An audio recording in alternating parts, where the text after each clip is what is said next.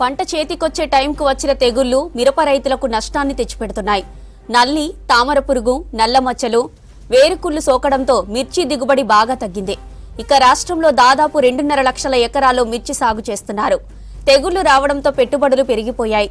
చీడపీడలను నివారించడానికి ఎక్కువ ఖర్చు పెడుతున్నామని రైతులు అంటున్నారు.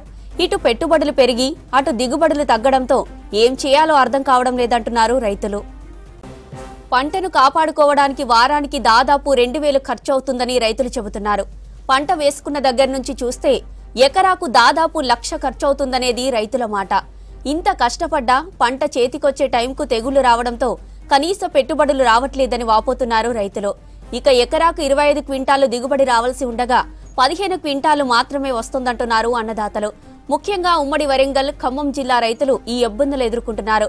దీంతో చేసేదేం లేక మిర్చి పంటను తొలగించి మొక్కజొన్న సాగు చేసుకుంటున్నారు.